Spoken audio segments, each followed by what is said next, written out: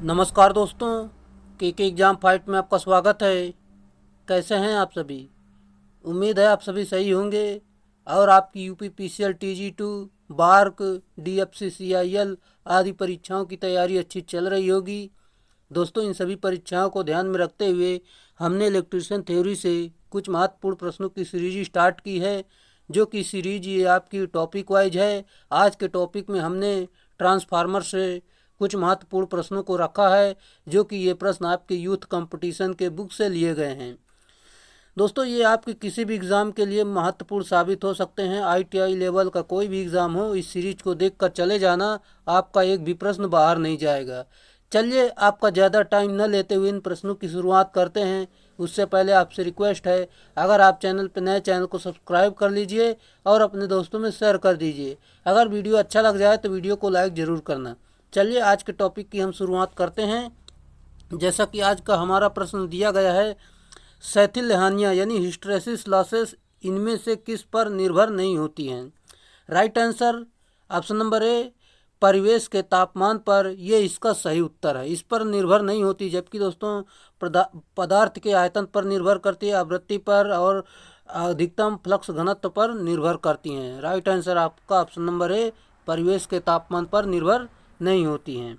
यहाँ पर हम आपको बताना चाहेंगे, जैसा कि परिवेश के तापमान पर सैथिल हानियाँ निर्भर नहीं करती हैं। जैसे कि सैथिल हानियों का फार्मूला होता है, यहाँ पर आप देख सकते हैं, सैथिल हानियाँ प्रोपोर्शनल अधिकतम फ्लक्स घनत्व की घाते 1.6 और गुणे में नहीं आवृत्ति इंटू आयतन होता है। यहाँ पर हम आपको बताना चाहेंगे, जैसा कि दोस्तों आवृत्ति के साथ इसका संबंध होता है, जबकि आयतन के साथ भी होता है, जबकि इसके तापमान पर निर्भर नहीं करता है। चलिए, उम्मीद है आपको समझ में आया होगा। अगला प्रश्न पर चलते हैं। निम्नलिखित में से कौन सा विद्युत चुम्बकीय प्रेरण के सिद्धांत पर कार्य करता है? Right answer option number B, transformer. ये विद्युत चुम्बकीय प्रेरण के सिद्धांत पर कार्य करता है। व्याख्या देखते हैं इसकी। ट्रांसफार्मर विद्युत चुम्बकीय प्रेरण के सिद्धांत पर कार्य करता है। प्रेरण सिद्धांत के अनुसार जब प्राथमिक वाइंडिंग में एसी आपूर्ति दी जाती है, तो इस वाइंडिंग के चारों ओर प्रत्यावर्ती स्वभाव वाला चुंबकीय क्षेत्र उत्पन्न होता है। इसी चुंबकीय क्षेत्र के कारण द्वितीय वाइंडिंग में विद्युत वाहक बल उत्पन्न हो जाता है, जबकि दोनों वाइंडिंग के मध्य किसी प्रकार का वैद्युत संबंध नहीं होता है। दोस्तों, काफ़ी इम्पोर्टेंट लाइन लिखी है यहाँ पर, आप इसे ज़रूर याद रखें। हम एक बार आपको फिर से बताना चाहेंगे, जैसे कि ट्रांसफार्मर विद्युत चुम्बकीय प्रेरण के सिद्धांत पर कार्य करता है। यहाँ से एक पॉइंट बनता है, जो कि यहाँ से एक प्रश्न बन जाता है। और प्रेरण के सिद्धांत के अनुसार जब प्राथमिक वाइंडिंग में एसी आपूर्ति दी जाती है, तो इस वाइंडिंग के चारों ओर प्रत्यावर्ती स्वभाव वाला चुंबकीय क्षेत्र उत्पन्न होता है। इसी चुंबकीय क्षेत्र के कारण द्वितीय वाइंडिंग में विद्युत वाहक बल उत्पन्न हो जाता है, जबकि दोनों वाइंडिंग के मध्य किसी प्रकार का वैद्युत संबंध नहीं होता है। डैश डैश स्थैतिक प्रेरित विद्युत वाहक बल का एक उदाहरण है। Right answer option number A, transformer यानी परिणामित्र। ये इसका उदाहरण है। यहाँ पर हम देखते हैं, जैसे कि ट्रांसफार्मर स्थैतिक प्रेरित विद्युत वाहक बल का एक उदाहरण है। ट्रांसफार्मर एक ऐसी युक्ति है जो वैद्युत ऊर्जा को एक परिपथ से दूसरे परिपथ में स्थानांतरित करती है। इसके साथ ही इस युक्ति के द्वारा वोल्टता का अपचयन एवं वोल्टता का उच्चायन सुगमता से किया जा सकता है। अगला पॉइंट है, ट्रांसफार्मर केवल एसी आपूर्ति पर ही कार्य करती है और ट्रांसफार्मर अन्योन्य प्रेरण यानी म्यूचुअल इंडक्शन के सिद्धांत पर कार्य करता है। ट्रांसफार्मर की आवृत्ति स्थिर होती है, इसकी कोई आवृत्ति बदलती नहीं है। और अगले प्रश्न पर देखते हैं, कौन सा वाइंडिंग ट्रांसफार्मर की गाढ़ा घुमावदार से संबंधित नहीं है? सही उत्तर ऑप्शन नंबर बी, सैंडविच। ये इसका सही उत्तर है। व्याख्या देख लेते हैं। सैंडविच वाइंडिंग संकेंद्रीय वाइंडिंग से संबंधित नहीं है, जबकि ट्रांसफार्मर में दो प्रकार की वाइंडिंग होती हैं, संकेंद्रीय तथा इंटरलीव्ड वाइंडिंग। और अगले पॉइंट है, ट्रांसफार्मर के रेटिंग के अनुसार क्रॉस ओवर, हेलिकल तथा डिस्क वाइंडिंग की जाती है। अगला आपका दिया गया है, जैसे कि रिले एक सुरक्षा रिले है जिसका उपयोग तेल में डूबे हुए ट्रांसफार्मर में किया जाता है। बुकोल्ज रिले किन परिस्थितियों में काम नहीं करेगा? इसका सही उत्तर हो जाएगा आपका, जैसे कि option number D, transformer transformer तेल का स्तर गिरता है जिससे बफल प्लेट का संचालन होता है। ये इसका सही उत्तर है। व्याख्या आपको बता देते हैं, जैसे कि जब ट्रांसफार्मर तेल का स्तर गिरता है तो बुकोल्ज रिले कार्य नहीं करता है। यह केवल आंतरिक प्रदोष से सुरक्षा प्रदान करता है और यह गैस दाब से प्रचालित रिले होती है। इसे कंजर्वेटर तथा ऑयल टैंक के मध्य लगाया जाता है। अगला है, निम्नलिखित में से कौन से ट्रांसफार्मर को फेरो रेजिस्टेंट ट्रांसफार्मर के नियामक कहा जाता है? सही उत्तर कांस्टेंट वोल्टेज ट्रांसफार्मर, ये इसका राइट आंसर है।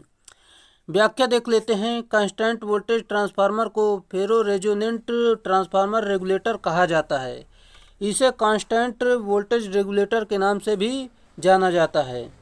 ट्रांसफार्मर एक ऐसी स्थैतिक युक्ति है जो समान आवृत्ति पर वैद्युत शक्ति को एक परिपथ से दूसरे परिपथ से स्थानांतरित करती है और यह म्यूचुअल इंडक्शन के सिद्धांत पर कार्य करता है, यानी अन्योन्य प्रेरण के सिद्धांत पर कार्य करता है। अगला है, अगला आपका प्रश्न दिया गया है, विभिन्न शीतलन विधियों को लागू करने के लिए ट्रांसफार्मर प्रकार किसका 25 किलोवोल्ट एम्पियर है चुना जाता है? यह किस प्रकार का ट्रांसफार्मर है? सही उत्तर option number D, dry type transformer, ये इसका सही उत्तर है। एक बार आपको फिर से बता देते हैं, जैसे कि शुष्क यानी ड्राई प्रकार ट्रांसफार्मर अथवा प्राकृतिक शीतलन विधियों के अनुसार 25 किलोवोल्ट एम्पियर तक प्रयोग किए जाते हैं। 500 किलोवोल्ट एम्पियर से अधिक क्षमता वाले ट्रांसफार्मर में जल शीतलन विधि प्रयोग की जाती है। अगला पॉइंट है, तेल शीतलीकरण 2 मेगावोल्ट एम्पियर तक प्रयोग किया जाता है और तेल निमज्जित जल शीतलन विधि 2 मेगावोल्ट एम्पियर से अधिक वाले ट्रांसफार्मर में प्रयोग की जाती है। अगला है, एक ट्रांसफार्मर में यदि माध्यमिक वोल्टेज प्राथमिक वोल्टेज से अधिक है तो यह किस प्रकार का ट्रांसफार्मर है? सही उत्तर option number D, step up transformer, right answer है। व्याख्या देख लेते हैं। यदि ट्रांसफार्मर का द्वितीयक वोल्टेज प्राथमिक वोल्टेज से अधिक है तो उसे ऊंचाई ट्रांसफार्मर कहा जाता है। जैसा कि यहाँ पर आप देख सकते हैं, सेकेंडरी देख सकते हैं, सेकेंडरी वाइंडिंग और ज़्यादा होती है जो कि फर्स्ट वाइंडिंग की तुलना में। इसे अपचाई ट्रांसफार्मर कहा जाता है, जो कि आप जान सकते हैं। अगला प्रश्न, डेड डैश दोष होने पर एक अलार्म देता है और तेल में डूबे हुए ट्रांसफार्मर में स्थापित किया जाता है। सही उत्तर option number B, Buchholz relay, right answer है। व्याख्या देखते हैं। बुकोल्ज रिले दोष होने पर एक अलार्म देता है और तेल में डूबे हुए ट्रांसफार्मर में स्थापित होता है। बुकोल्ज रिले आंतरिक दोष के विरुद्ध सुरक्षा प्रदान करता है। यह एक गैस प्रचालित रिले होती है। एक ट्रांसफार्मर में इनपुट और आउटपुट करंट और इनपुट और आउटपुट वोल्टेज के बीच संबंध क्या होता है? राइट आंसर यहाँ पर आप देख सकते हैं, वोल्टेज यहाँ पर देख सकते हैं आपका इनपुट वोल्टेज इंटू इनपुट धारा बराबर यहाँ पर आपका दिया गया है आउटपुट वोल्टेज इंटू आउटपुट धारा, जो कि इसके बराबर होती है। चलिए, यहाँ पर हम आपको बताना चाहेंगे, ट्रांसफार्मर एक स्थैतिक मशीन है जो समान आवृत्ति पर एक परिपथ से दूसरे परिपथ को शक्ति स्थानांतरित करती है। फार्मूला आप देख सकते हैं, जो कि हमने आपको बता दिया।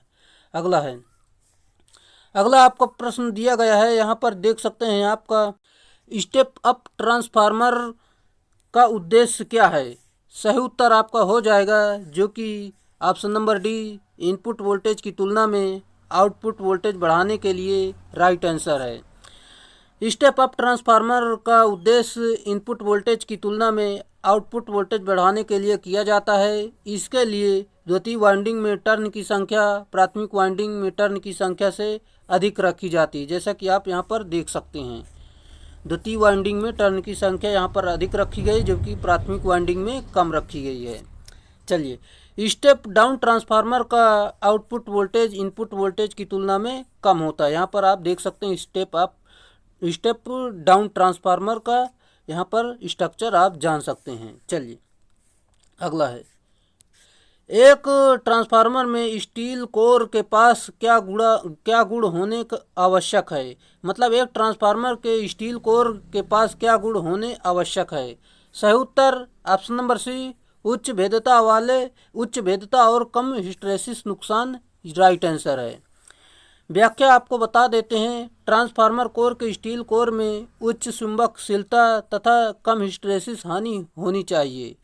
ट्रांसफार्मर कोर में अल्प मात्रा में सिलिकॉन होती है, जैसे कि सिलिकॉन की मात्रा 0.5 से लेकर 5% और आयरन की मात्रा जो होती है 99.5 से लेकर 95% तक होती है। इन दोनों को मिलाकर सिलिकॉन स्टील बनाई जाती है। ट्रांसफार्मर की कोर को पटलित यानी लेमिनेट कर देने पर भौर धारा हानि भी कम हो जाती है। अगला है, निम्नलिखित में से किस विद्युत उपकरण में सर्वाधिक दक्षता है।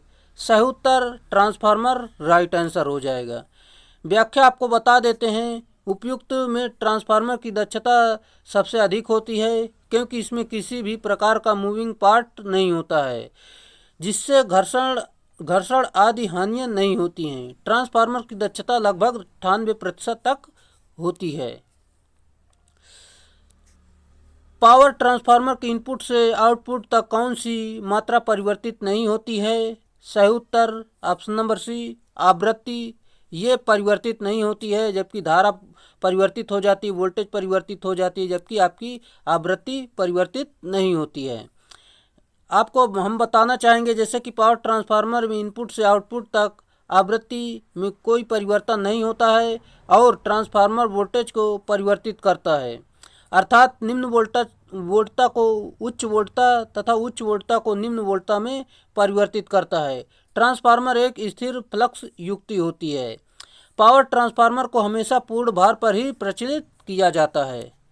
अगला है, निम्नलिखित में से कौन सा ट्रांसफार्मर का अंश नहीं है। सही उत्तर ऑप्शन नंबर डी, एक्साइटर। यह इसका अंश नहीं है, राइट आंसर है। ट्रांसफार्मर एक एक्साइटर ट्रांसफार्मर का एक भाग नहीं है, जैसे टैंक, कंजर्वेटर, रेडिएटर आदि ट्रांसफार्मर के भाग हैं।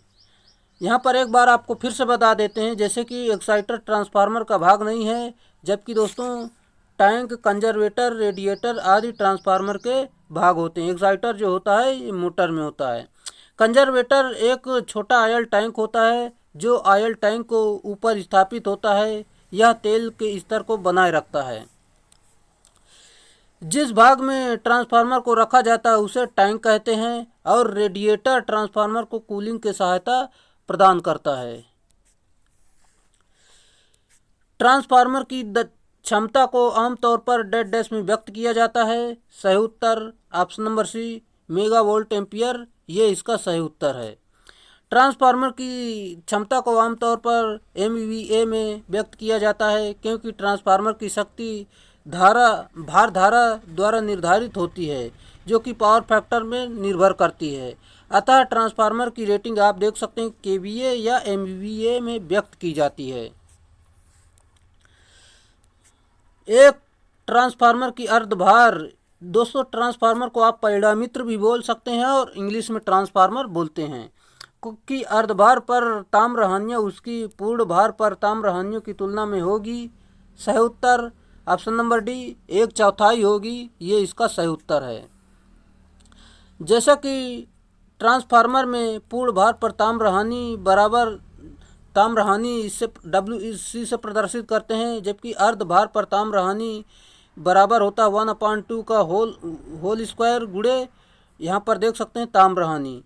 इसका आप हल करेंगे तो यहाँ पर आपका आ जाएगा पूर्ण भार पर ताम्र हानि बटे 4। ये इसका आ जाएगा, मतलब अर्ध भार पर ताम्र हानि पूर्ण ताम्र पर 1/4 होता है। निम्न में से कौन से ट्रांसफार्मर का आकार अधिकतम होगा। सही उत्तर ऑप्शन नंबर ए, जो कि 1 किलो वोल्ट एम्पियर जो कि 50 हर्ट्ज, ये इसका आकार सबसे लंबा होता है, मतलब काफ़ी लंबा होता है। दिए गए समान रेटिंग के ट्रांसफार्मर में से जिस ट्रांसफार्मर की प्रचालन आवृत्ति सबसे कम होगी उसकी साइज अधिकतम होगी, अतः 1 किलो वोल्ट एम्पियर 25 हर्ट्ज की ट्रांसफार्मर की साइज बड़ी होगी। अगला है, यदि द्वितीयक कुंडली में प्राथमिक कुंडली से अधिक फेरे हैं तो यह ट्रांसफार्मर होगा ऊंचाई ट्रांसफार्मर। राइट आंसर है। अगले प्रश्न जानने से पहले हम आपको बताना चाहेंगे, जैसे कि आपको इस वीडियो की पीडीएफ चाहिए, टेलीग्राम चैनल ज्वाइन कर सकते हैं, यहाँ पर इसकी पीडीएफ आपको मिल जाएगी। व्याख्या देख लेते हैं, जैसा कि यदि कुंडली में प्राथमिक से अधिक फेरे हैं तो ऊंचाई ट्रांसफार्मर होगा। Step up transformer input voltage को बढ़ाकर अधिक आउटपुट वोल्टेज प्रदान करता है, वह स्टेप अप ट्रांसफार्मर कहलाता है। यहाँ पर देख सकते हैं लो वोल्टेज से हाई वोल्टेज में स्टेप अप बदलता है। अगला है, एक इकाई ट्रांसफार्मर के लिए उच्च वोल्टता डैश डैश होनी चाहिए। सही उत्तर 24 किलो वोल्ट होनी चाहिए, ये इसका राइट आंसर है।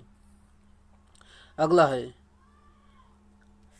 परिणामित यानी ट्रांसफार्मर में कंजर्वेटर का कार्य होता है। सही उत्तर ऑप्शन नंबर सी, तेल टैंक में तेल के फैलाव तथा संकुचन को नियंत्रित करना, ये इसका राइट आंसर है। व्याख्या आपको बता देते हैं, ट्रांसफार्मर कंजर्वेटर का कार्य टैंक में तेल के फैलाव तथा संकुचन को नियंत्रित करना होता है। यह ट्रांसफार्मर के ढक्कन पर लगा होता है। कंजर्वेटर तेल निमज्जित ट्रांसफार्मर में ही प्रयोग किया जाता है। अगला है, निम्नलिखित में से कौन सी शर्त दो ट्रांसफार्मर को समांतर कार्य करने के लिए आवश्यक नहीं है। सही उत्तर केवीए समतुल्य होनी चाहिए, ये इसका सही उत्तर है। केवीए रेटिंग आपकी बराबर होनी चाहिए तभी आपका कार्य करेगा। यहाँ पर हम आपको बता दें, दो ट्रांसफार्मर के समांतर कार्य करने के लिए केवीए यानी किलो वोल्ट एम्पियर रेटिंग समतुल्य होना आवश्यक नहीं है। चलिए, यही इसका मान लो सही उत्तर हो जाएगा, जो कि दोस्तों इसका आवश्यक नहीं है। जबकि यहाँ पर प्रतिशत प्रतिबाधा समतुल्य होनी चाहिए, ये होना चाहिए, और दोनों द्वितीयक की ध्रुवता समतुल्य होनी चाहिए, ये भी होना चाहिए। विभव की रेटिंग समतुल्य होनी चाहिए, ये भी सही है। जबकि ऑप्शन नंबर डी आपका सही नहीं है। व्याख्या से आपको बताना चाहेंगे, जो कि इसको तो हमने बता दिया, दो ट्रांसफार्मर के समांतर प्रचालन के लिए आवश्यक शर्तें क्या होती हैं। जैसे कि दोनों ट्रांसफार्मर की ध्रुवता आवश्यक समान होनी चाहिए, और दोनों ट्रांसफार्मरों की आवृत्ति समान होनी चाहिए, और दोनों ट्रांसफार्मरों का वोल्टेज अनुपात समान होना चाहिए, और दोनों ट्रांसफार्मर की प्रतिशत प्रतिबाधा समान होनी चाहिए। ये सारे सब समान होने चाहिए, और ट्रांसफार्मर की आवश्यक समान ग्रुप के होने चाहिए। चलिए, ये आपकी पूरी व्याख्या थी। अगला प्रश्न, एक स्टार स्टार संयोजित 3 फेज ट्रांसफार्मर में फेज शिफ्ट होता है। सही उत्तर 0 डिग्री सेल्सियस। जैसा कि स्टार स्टार संयोजित 3 कली ट्रांसफार्मर में फेज शिफ्ट 0 डिग्री का होता है। यहाँ पर आप देख सकते हैं ग्रुप 1, ग्रुप 2, ग्रुप 3, ये सारी जानकारी आप जान सकते हैं। चलिए, अगले प्रश्न पर चलते हैं। ट्रांसफार्मर में कौन सा रसायन ब्रीदर में उपयोग होता है। सही उत्तर सिलिका जेल। राइट आंसर है। ट्रांसफार्मर के ढक्कन या संरक्षक पर ब्रीदर पर लगा होता है। ये परिणामित तेल के ऊपर की वायु में मिश्रित नमी को सोखने का कार्य करते हैं, जिससे टैंक में केवल शुष्क हवा ही रहती है। ब्रीदर दो प्रकार के होते हैं, जैसे कि साधारण ब्रीदर, सिलिका जेल ब्रीदर। और अगले पॉइंट पर देखते हैं, जैसा कि सिलिका जेल ब्रीदर में वायु में मिश्रित नमी को सोखने के लिए सिलिका जेल का प्रयोग किया जाता है।